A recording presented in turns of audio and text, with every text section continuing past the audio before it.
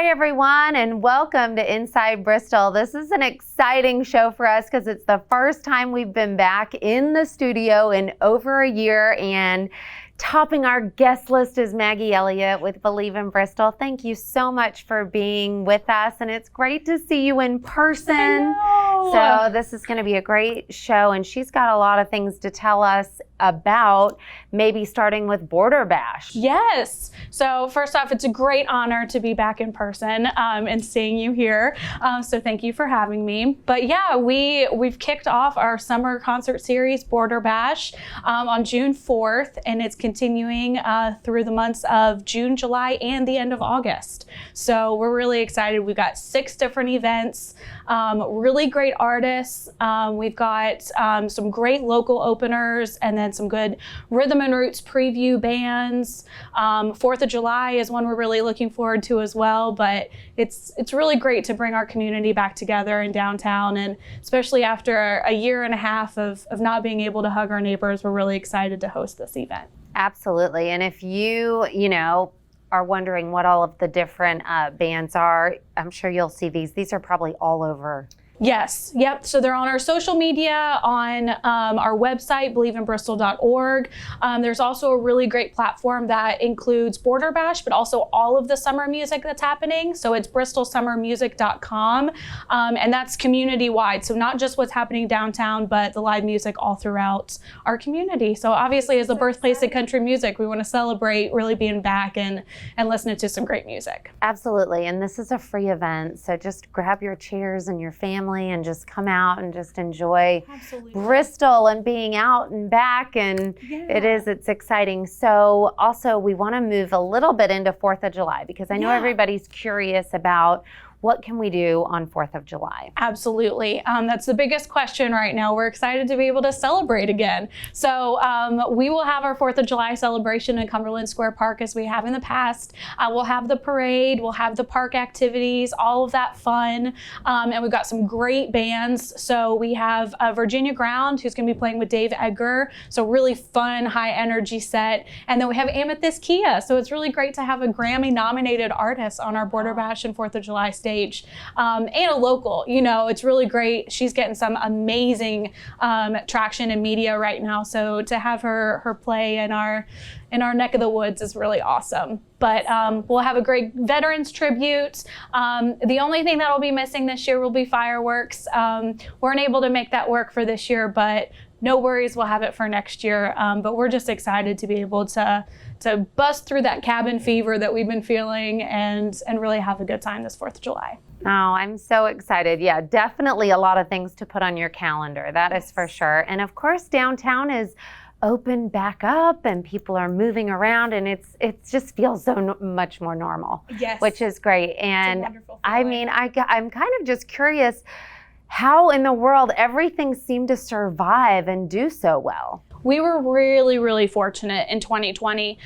We did, of course, have some business losses, but fortunately, our community really rallied behind our small businesses, especially in downtown, and they've come back better than ever. So there's, of course, something for everyone in downtown Bristol. That's what we're always preaching to the choir, of course, but doesn't matter who you are, where you live, we've got something for you. And there's some new businesses that are coming online, some that are public knowledge and some that aren't yet. So we're excited for those announcements to continue to roll in. Really experience-based businesses that we know the whole families will really enjoy. So we're excited. Downtown's open. Come on down. Absolutely. It is exciting when you see new businesses come too, considering what everybody's been through. It's like, yay, people are still going out there and following their passion, and that is fantastic. Yes, there's a huge surge of entrepreneur activity. We're really honored that they're picking downtown Bristol. That's exciting. All right, everybody. Well, you've got a lot to do now for the whole summer, and we want to see you downtown and at some of these music events, and of course on the 4th of July. Who would want to miss that? Yeah. So, Maggie, thank you so much for being with us today. Thanks for having me. And thanks for watching. We will be right back, so don't go anywhere.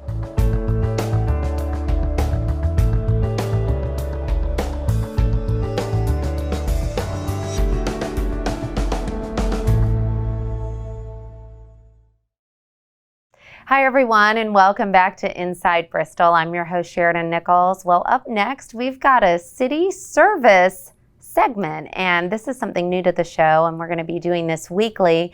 And to kick off today's, we've got the Bristol, Tennessee City Council has approved a $133.3 million budget for the coming fiscal year that is designed to keep the community moving forward and meet the city's mission of providing the best in municipal services. So now that we've got this budget, let's see a little portion of what it's being used for.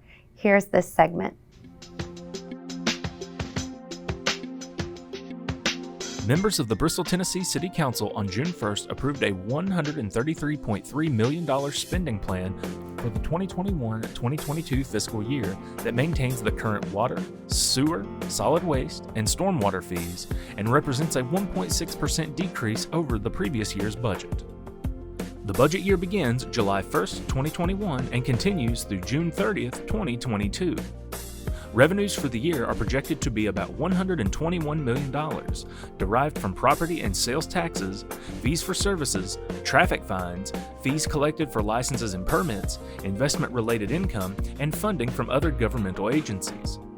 A transfer from the city's fund balance, a rainy day fund, and other fee sources will be used to balance the budget. Of the $133.3 million budget, just over $63 million is allocated for city schools. The balance, about $70.3 million, has been allocated for municipal operations. The city's budget includes 350 full-time employees, an increase of 3 positions over the previous year. City leaders each year draft a budget by first examining the long-term needs and goals of the city and identifying projects that will move the community forward in a planned and unified manner. Many of these projects focus on the key areas of economic development, education, infrastructure, and public safety. Large projects are often divided into phases that span several budget years.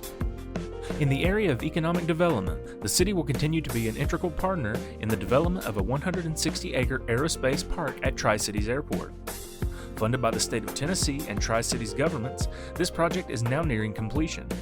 Additionally, 2 new tracks are being developed in partnership with Bristol, Tennessee Essential Services within Bristol Business Park, thanks to funding provided by the city, BTES, the Tennessee Valley Authority, and the Tennessee Department of Economic and Community Development.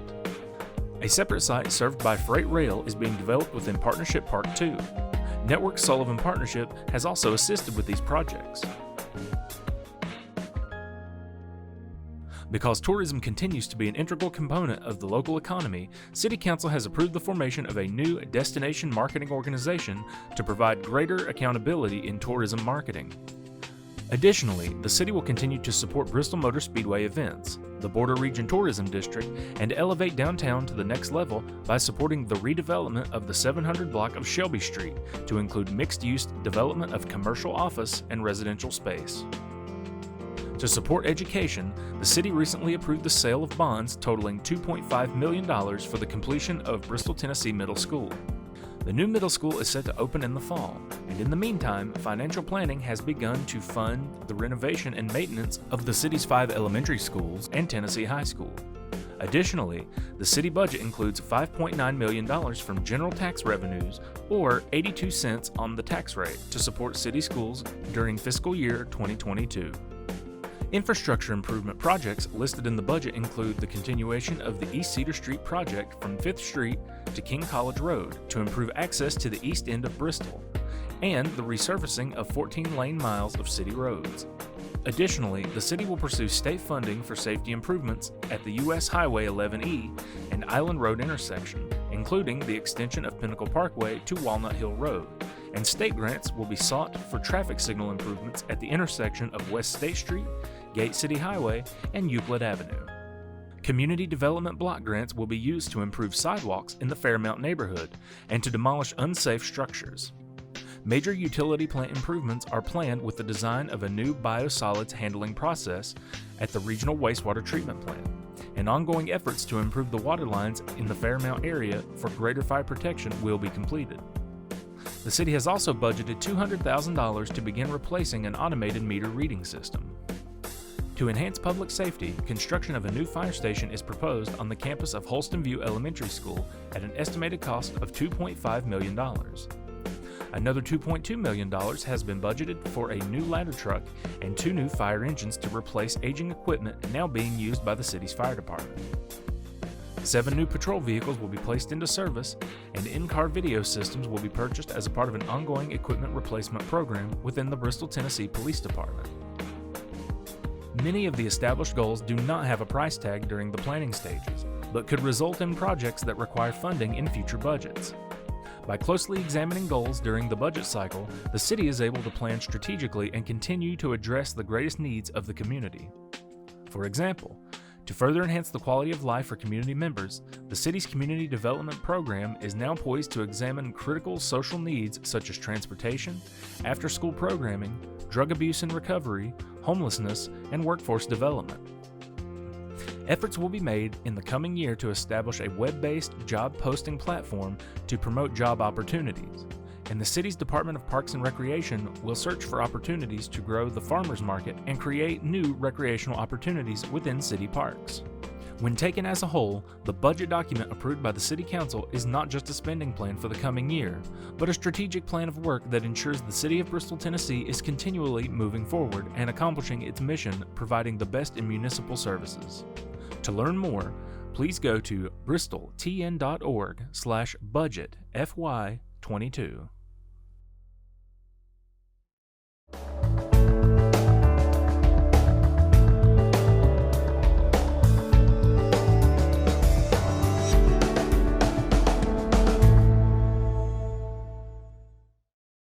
Hi everyone, and welcome back to Inside Bristol. I'm your host Sheridan Nichols, and I've got Gary Wakely with me today from the Bristol Public Library. He's the Program and Marketing Coordinator. Thank you so much for being on the show today. Thank you for having me. Absolutely. And this is the first time we've met, and you're back, and we're back in the studio for the first time. It's been a great show, and it's nice to meet you in person. Good to be here, and I hope to be here on a regular basis. Absolutely. Well, yeah, tell us a little bit. I guess let's start with the summer reading program, because that's a biggie, and it involves all age groups. So tell me about that. Absolutely. The summer reading program is running through to the end of July until basically school goes back in August. We've got programs for the kids, we've got programs for the teens, and we're actually keeping the adults in the loop as well too this year with a book bingo. So tell me about Book Bingo. Book bingo is really fun. It's kind of like a bingo game.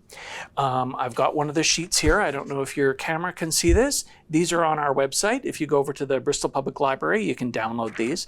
And basically what it is you choose a category. Like, for example, one of these is read a book with a woman on the cover. So once you've done that, you check off your box. And as you continue on and fill out the sheet, once you get a bingo, bring the sheet back in and you get a prize. Nice. Yeah. I'm liking this. And we've set it up so it kind of pulls people out of their reading comfort zone. So you may have to do something a little bit unusual and go look for a book that you might not have thought of previously. Fun. I don't even know. Fun. Yeah, I'm thinking, what books do I know with a woman on the front? Exactly. So that's exciting. Yes. I love that concept. That's great. So what else is going on? Well, for the kids, we've got, we're calling it Telling Tales. The theme this year, the summer reading program theme this year is Tales and Tales, T-A-L-E-S and T-A-I-L-S. So every week we've got a new story walk outside the library. It's basically a story that is set up around the perimeter of the library, and you go and you read the different placards. That changes. Monday, it runs basically a Monday through Saturday, and the next Monday there's a new one. So that's going every week. We've got craft bags for the kids, to-go bags, basically. They come in, get a bag. It's got a snack in it typically. It changes every week, but it's typically got a snack, a little activity that they can do, a Scholastic magazine, and some other stuff that is involved with the theme of the program. We also have story times. All of our programs are online this year because of the COVID pandemic. These were all planned out well before we were allowed to go back to real. So everything is online. Again, check out the Facebook page, the Bristol Public Library Facebook page, the Bristol Public Library Children's page, and the Avoca page as well too. or go to the main Bristol Public Library website. We've got links to all of these different programs and the Zoom programs on those pages. Again, because all of these story times, etc., are going to be done over Zoom, which is, honestly, we found it to be really convenient for a lot of people, because sometimes physically getting to the library is really difficult. Right. You know, you're in the middle of doing something and you've got half an hour to get the kids over to soccer practice. Well, there's a 20-minute story time. Do it by Zoom. You don't have to leave the house. Yes, it really is. We found it very, very convenient for a lot of people. So that's great. I'm still thinking about walking the library and seeing these stories. I can't wait to bring my daughter. I know she will love it. Yes. And the library is so beautiful. So if you haven't taken the time in a while, definitely go on over there. Absolutely. Is there anything we're missing? I know there's always a lot of things going on at the library. There is a lot. So we still have more. Yes, we still have more. Oh, good. Next weekend, we're having a program on introduction to ebooks and e-readers. A lot of people have a Kindle, etc., and they're not 100% sure how to use them. We're doing that at the Jones Creativity Center is hosting it, but it is in the library in the big meeting room. So if you've got questions about that, give the Jones Creativity Center a call, and they will give you more information about that. So good. Well, thank you, Gary, so much. It was so nice to have you in the studio. Thank you very much. Leaving us, you know, all this great information on this day. And we're just excited to have you here and appreciate you coming. And of course, we thank you for watching, and we'll see you next time.